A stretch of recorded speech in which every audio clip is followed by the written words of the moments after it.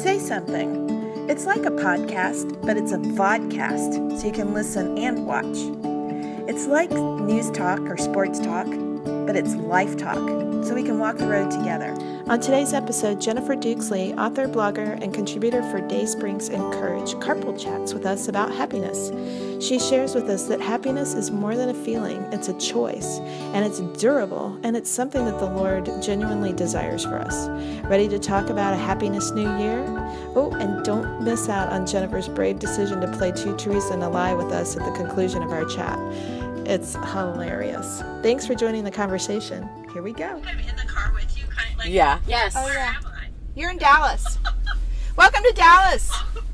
Jennifer Dukesley, welcome to Dallas. Big D.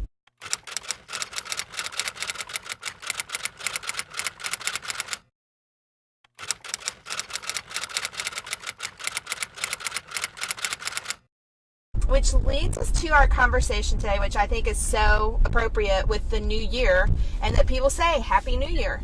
And yet the new year, I mean, it's so weird because it comes with these strange, it's like that excitement of the new year and the blowing of all the confetti and stuff like that. And then instantly it's like, okay, resolution. Mm-hmm. And people start to feel this heaviness, like, now, it's sort of like the now what? And all the pressures that come with it. And so we are just so glad that you've joined us, and we're going to sit here and park and wait outside while our kids are playing soccer, which is where I'm going to pick up one of mine.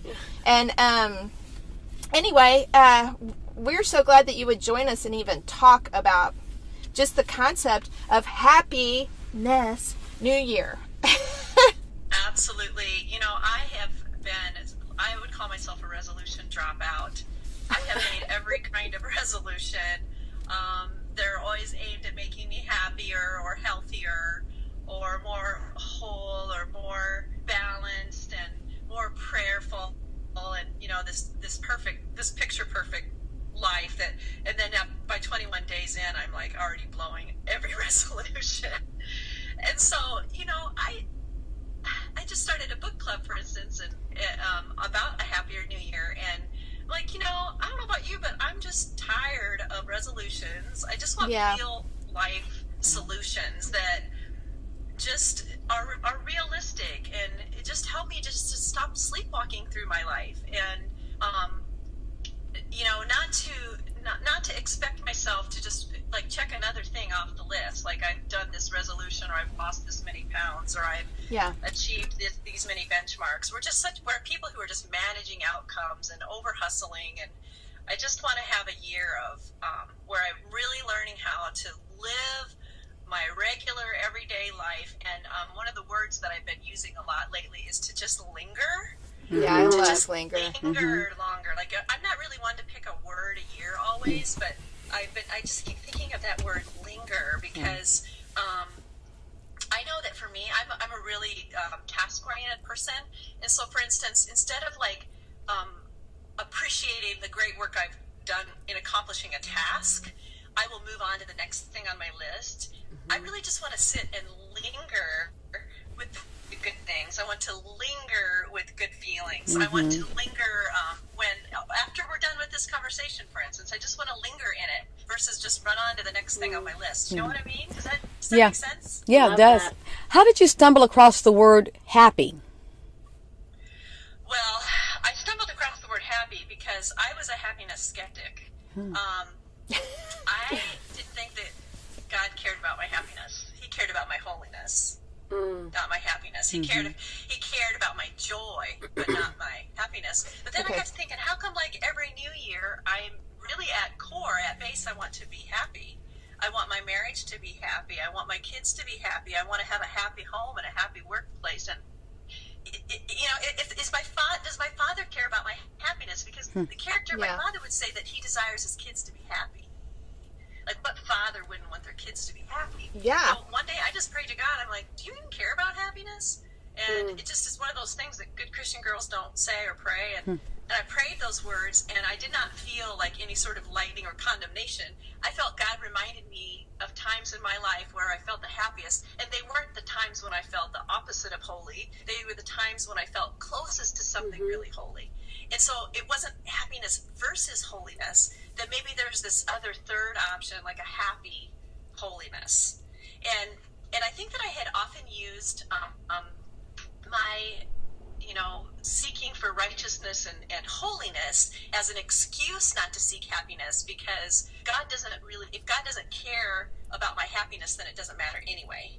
And so I just felt like this atrophy of my soul, like I was really missing out on the beauty of my everyday life, and I felt like, well, yeah, I had the joy of the Lord, so that's what mattered. But like, if you have to dig a mile deep to find my smile, is that really the joy of the Lord? Yeah, and so to me, happiness became like this outward expression of the inward joy that I have in Jesus, an outward expression. So what does that look like in our lives? And that's what I really began to explore. And I spent probably 2 years poring over the scriptures and looking at this word happiness in scripture, the word happy in scripture.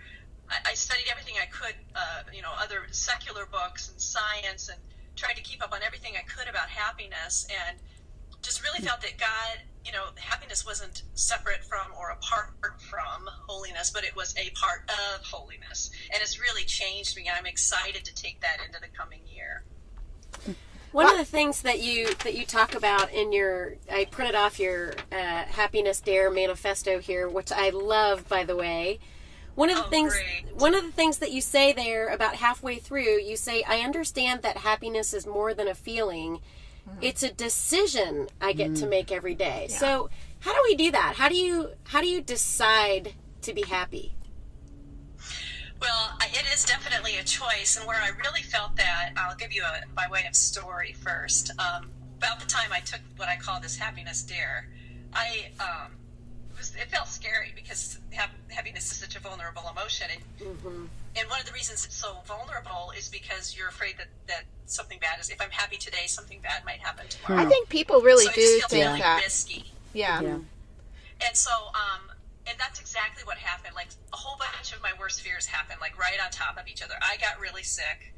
Doctors couldn't figure it out, and they eventually figured it out months later. Then my daughter got sick. And then my dad got sick. And one time I was between two different hospitals, my daughter in Sioux Falls, South Dakota, and my dad about to get an amputation at Mayo Clinic, and which they were 4 hours apart from each other. And I was literally halfway between the two, and it felt like my heart was being torn in two between my daughter and my dad. And I'm like, God, what is this dare? Like, everything that I feared happened.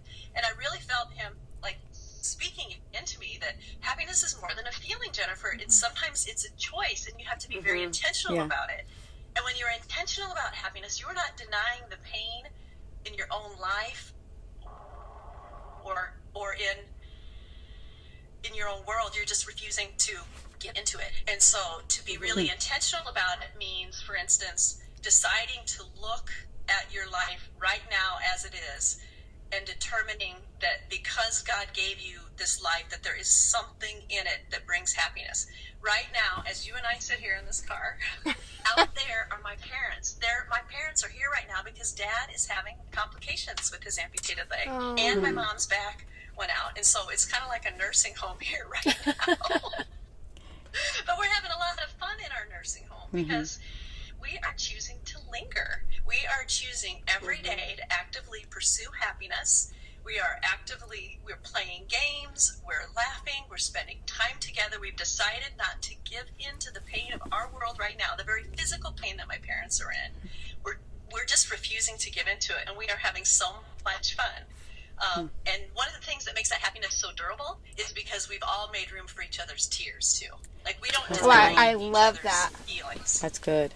So, happiness, real happiness, durable happiness makes room for our tears and room for our anger. It acknowledges that the same God who created our smile also created our tear ducts. Oh, this is good. I love that. And I love the idea of durable happiness. I think that's just really neat. And I love too that you take it, because joy and happiness are different. That's right. And that it's not about trying to make those the same, because I think our joy should be constant, but happiness is fleeting, I think, sometimes. I think it's all hard, but what you're saying is it goes back just to, resting in the truth, really your self-worth and everything defined through the way that God sees it. And there goes the durable aspect of it, because left to myself, I don't find much durable. Yeah. It's like the shifting sands, you know? Yeah. And making room for each other's tears. I love that. And for your own. Yes. I don't feel like we allow ourselves even, and in the lingering, there is time to feel and time to think, and not, it's all that racing to the next task. That it is like these tiny shallow roots that a strong wind comes and it's like it's all gone. Yeah. Yeah, I think you can set down roots to make a happiness more durable and less fleeting. That's what I'm learning through this. I mean, I've really watched my parents live that out. Like after Dad had his amputation, the doctors kept saying his whole approach, his optimism, his glass half full attitude is what is making him better. Really? It was so true. 2 hours after Dad had his leg cut off, he was going around the room saying, I just want to thank you all for being here. I am so grateful to God for every one of you. I'm so grateful for all the friends and strangers who have prayed. I'm so grateful for all of the doctors and the nurses. I mean, just going on and on and on. He said, I'm so grateful for the surgeon who told me that, Phil, don't think of this as losing a leg. Think of this as getting a new leg and moving on. I mean, those are really intentional things. And he had a genuine smile on his face. Yeah. And I know that there's some people who will say, well, yeah, but he's just a more optimistic guy. And that's true, but even the most optimistic person, would be inclined to feel a little bit depressed after having your leg removed. Yeah, and as you welcome in that optimism, you kind of push away the negative feelings. Come and steal that happiness. Is like a superpower. You know those verses that say the joy of the Lord is your strength. Right. Yeah. And joy and happiness they really are linked. I think we have to let go of this notion that has crept into the American church in the last 100 years that puts them at odds with each other. They are so linked. Yes. So linked. On the Sermon on the Mount, Jesus starts out his whole sermon there with the word makarios, and we often think of it as blessed are those who, right? Well, if you look at the Greek makarios, it's happy are those who. Happy are those who. It's a wonderful word. And Mary, when she sings that Magnificat, when she's with Elizabeth, when she's singing that, she uses this word that in most translations, it's blessed, but if you look at the Greek, it's makarios. It's happy. She's saying generations will call me happy. And look what she faced. She was raising up God. And I mean, she's faced immense pain, but she knew in almost a prophetic song and a prophetic word that people of all generations will call me blessed, will call me makarios, will call me happy. Yeah. So if Mary can do it, I think we can too. That's good. Yeah. So do you think that people today are seeking happiness in all the wrong places? Oh, that's a good question. Absolutely. That's why we're so suspect of it as Christians, because we've seen what people will do in the name of happiness. We've known what we ourselves have done in order to seek happiness. So the kind of happiness I'm talking about isn't like a flimsy, selfish, me first sort of happiness, but the kind of God-approved happiness that really has an impact on our own lives, but also on the people around us. A.W. Tozer said long ago that Christians ought to be the happiest people in all the wide world. People should constantly be coming to us, asking us the source of our joy and delight.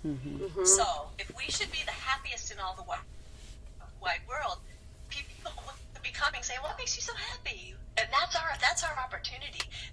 Our happiness becomes a part of our witness to a world in need of hope. Okay, so can we talk about one thing that in this process, one of my favorite things that you did, and it sort of goes along the same lines as the 4 love languages, is that you took it to a level of happiness. Like, what is it that makes you happy? Because inside, we're wired in different ways. And so can you talk a little bit about your happiness assessment? I thought it was I don't know, it was terrific. Yeah, I arrived at that after all of that research I was doing. I started to think about all the different ways that people find happiness in ways that are God approved, right? Right. And how they are just so varied and diverse, and it gave rise to these styles. Like, for instance, I am the kind of woman who finds as much happiness at 8 a.m. on a Monday morning as some people do at 5 p.m. on a Friday. Why is that? Why is that? I am equipped as a doer. A doer, I knew it. You're living for Monday. I love my to-do lists. I'm just giddy over them. But you know, the caution, of course, is then I need to make sure that I linger. And I also need to add things to my list, like mandatory fun, because otherwise I'd just be working all the time. So I just began to think about all the different ways that people experience happiness, and it gave rise to these 5 happiness styles. So cool. Doers, thinkers, relators, givers, and experiencers. And so this test helps people figure out what truly makes them happy and how to nurture the style that they already are. It's just giving men and women permission to just this is who I am. This doesn't make me weird. It makes me wonderful. Okay, so Erin's a doer. I am definitely a doer, and I think my guess is, does it rank them in order? I wasn't certain about that because I know I'm a high relator as well, just from taking other assessments in addition. But I'm definitely a doer, definitely very intentional and purpose-driven is kind of my mantra. Lists do not make me happy, but purpose and intention do. So it's not so much the task in terms of do this first, do this second, but I'm extraordinarily goal-oriented. So I am aimed in a very specific direction always. And it does feel good to tick it off the list. Yeah. You know, that does bring me joy. But I'm a relator, I was about to say, if you remember where your list is. Girlfriend. I don't know where that thing is. I'm lucky to find the keys on the way out of the house. Oh, that's so mean. Too. You have these measuring up lines that if you hit it, you're okay. If you don't hit it, you're not okay. And it may have nothing to do with you and your purpose or your giftedness. It may be a road to get to something. But gosh, if all your happiness is hinging on a certain score or a certain team or being included in whatever something is, then that's a lot of a risky basket to put your happiness into. Yeah. There's cautions for every happiness style. So I admitted to some of mine, like as a doer, I can become so focused on my purpose and my tasks and my work and my ministry that I could neglect the other parts of me that God cares deeply about. My relationships, enjoying this beautiful world that He has given us, my rest, and I can just fall completely out of balance. So all 5 styles have what I call the red flags for each style, and I lay those out in the book. Like a relator, I score also really highly as a relator, and I consider my doing and my relating very intertwined because all of my doing is for It's people. true. For God's glory and to help people, right? So they're really linked. But I can, as a relator, one of the problems that I have sometimes is that I want to go to people before God. And I can also just have this fear of missing out and go through periods of loneliness. That are really, maybe sparked by somebody moved away or someone's moved on to another friend. And so those things can really deflate me as a relator. So all of them are about balance. And really, because we're made in the image of God, we should be all 5 styles. But it's okay to have one rise above the others and to nurture that style. What I love about this, especially being a life coach, is what you do is you help people to become more self-aware. Yeah. And that's what is always so important. And I love that you link it to God, which is so important because He did create each one of us uniquely. And then you also link it to happiness, which is also critically important because we do play a role in our own happiness. We can't just be like dandelions floating in the wind, and then everything in life just affects us, we do actually have some control and some choice over some things that do impact our happiness. And so having that self-awareness and putting us in a position where we can actually drive that car and have a little bit more authority over what happens to us is, I think, a really powerful thing. I'm stuck on the movie title, Will Smith's movie, Pursuit of Happiness. Do you remember that movie? Yes. And, you know, there were a whole lot of days that didn't seem so happy. But it didn't stop him eventually finding it. So is happiness something we pursue? How do we pursue it? Or is it just something that is ours to hold on to every day? Well, science says that we all have a happiness set point. It's like a genetically set deal. So my dad probably has a pretty happiness high happiness set point. I probably do too. So a set point is what you'll return to in, like, after a really happy time. You'll eventually return to your set point. Or Interesting. if you have a really sad time, you'll eventually return to your set point. So we all have different set points. So that's just part of who we are. But science says that we have like a whole 40% that is of our selves that is changeable. Like, we can actually do things to actively pursue happiness. I hear so many people say, "Oh, I'm just so negative. There's no way I can ever change that." But science actually tells us differently, that we can actually overcome our negativity bias. We all have a negativity bias. Have you ever heard of this? Yeah. No. Wow. Okay, so this is so fascinating to me. We have a negativity bias because we used to live more out in the wild, right? And so, like, if we were to dismiss the sound in the bushes as simply the wind, we might end up as like a tiger's afternoon snack, right?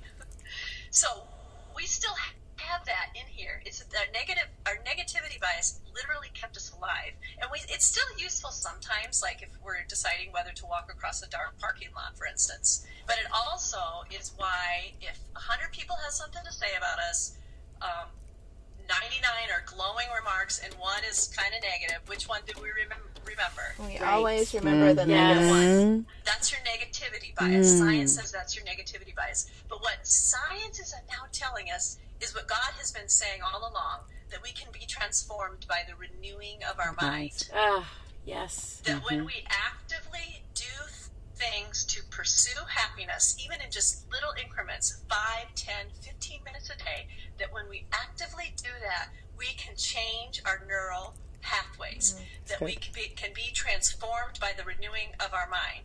So it would be, you know, as an example, a lot of people keep gratitude lists. It would be actively every day scanning your environment to find the good, because you're going to write it down later that day. You're training your mind, exercising your brain to scan for the good. You're reworking and rewiring important things in your mind to overcome your negativity bias. So it's powerful. The pursuit of happiness is not just some words in the on the Declaration of Independence, or the title of a movie. I mean, it's a reality for all of us, that there are things that we can begin to do today that can actively change and transform our minds. Well, and I hope in doing so that when we get there, because it's not, and another thing that I just want to circle back around that you've said, is that it's not in a selfish way. It's not like a self-serving, I'm just going to be happy so I focus on myself. It seems like in that capacity, when you find that, you really are able to see the people around you, which is kind of one of our biggest mantras, is look for the person next to you, because encourage them in their happiness. And how have you seen that go, like encouraging somebody else in their own happiness, because there seems to be so much life available in that?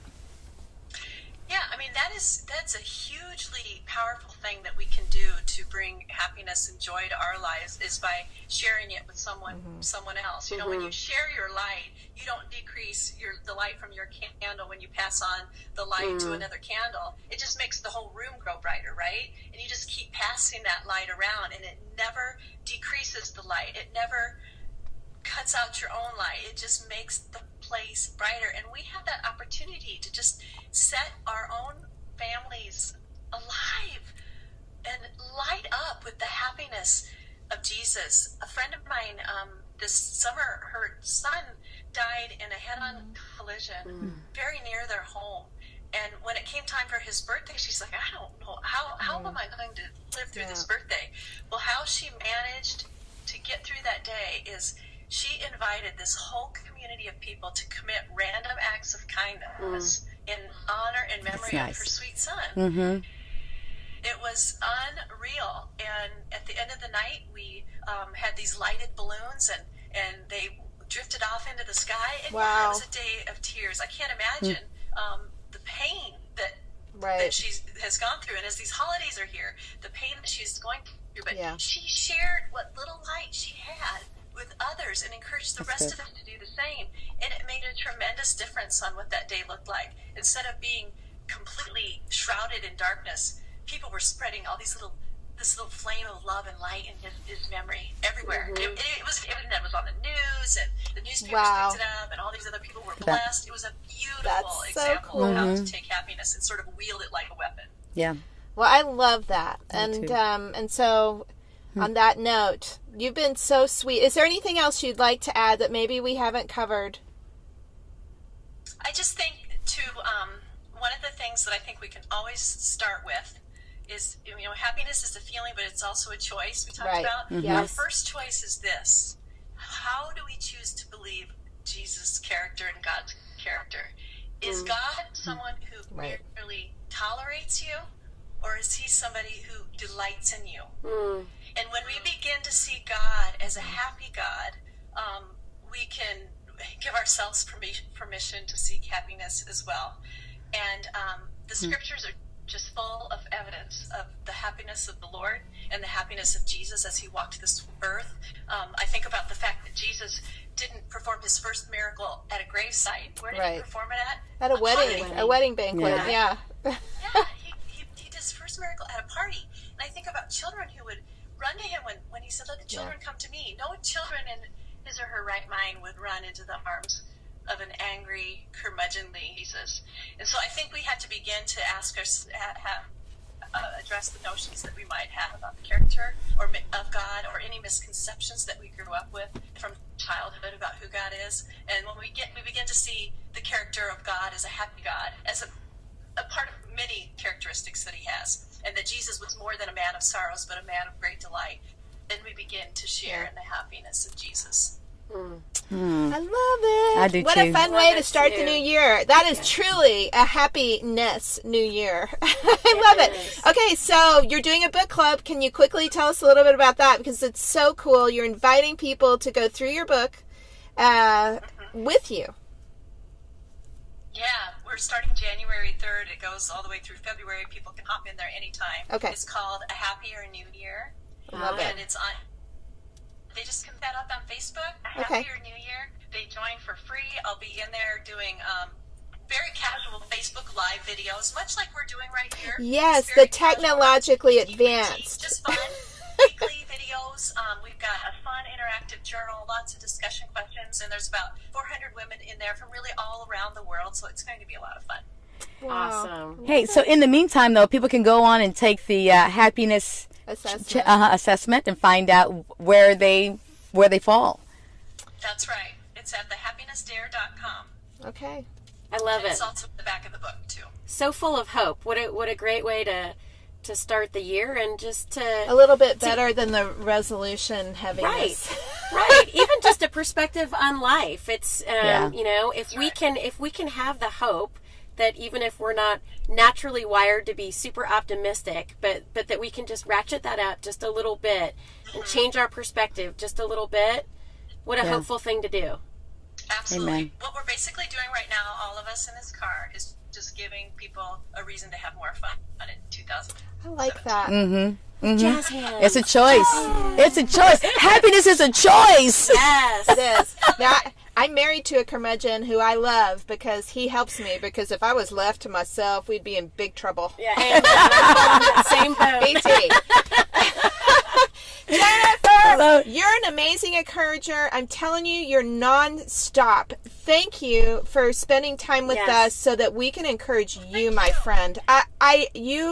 you amaze me at the level and the capacity at which you give. And Yes. so don't think it doesn't go unnoticed. And it's just so grateful for you. You just keep on keeping on, my friend. And until we meet in person at some point, God bless you. And thanks for all you do. I also want to say, Love Idol, great, great, great book. I loved that too. Thank you. So we appreciate Wow, you. that means so much. You guys have encouraged me so much. I know that when I get off this call, I'm going to linger. Okay. Yes. We'll linger. we're going to Chick-fil-A and get some iced tea. So And get those kids. super sweet. Yeah. Yes. Jennifer, thank Can you. you just give me little bites? That's the truth. You've got to come to Dallas. When you come Yes. to Dallas, we'll get you here. That'd be great. I don't have Chick-fil-A where I live. Oh, no. And we've got lots of good stuff right around here. Good food, good friends, and lots of fun. Because food might make some people happy. Say it. Oh. You know, ice cream on the worst day makes everything okay. Or a Susie cake. Either. Mm-hmm. That All should right. be Sixth Happiness style. It should be. Happiness style is We'll do all the research on that for you. Yes. Okay, well, thanks for joining us. And everybody, as you go through your day today, please find somebody and say something encouraging and kind to them. And it will increase your happiness, too. Transforming your own mind. Alrighty. Thanks, you guys. Bye, Jennifer. Thank you.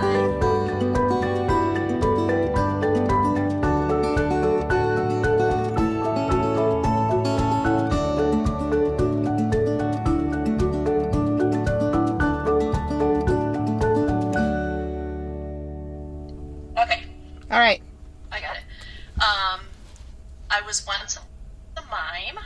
You were once a mime? Okay. You never know. I love that. I skipped a grade in elementary, Okay. and I have a tattoo. Oh, those are so good. Oh. Okay. Let's see. Well, I love the mime so much. That's so cool. I'm thinking the truth is the mime. Yes, the truth Okay. has to be a mime because nobody would think of that, I don't think. Right. Right. Okay. I'm thinking she doesn't have a tattoo. I'm thinking that too. Okay, no tattoo. We think the tattoo is the lie. You have a tattoo! No. I was in a sorority at Iowa State University, and I got my sorority letters on my ankle, thinking that I would forever love to have. And now it looks not like Greek letters on my ankle. It looks like I spent some time in prison. It's awful.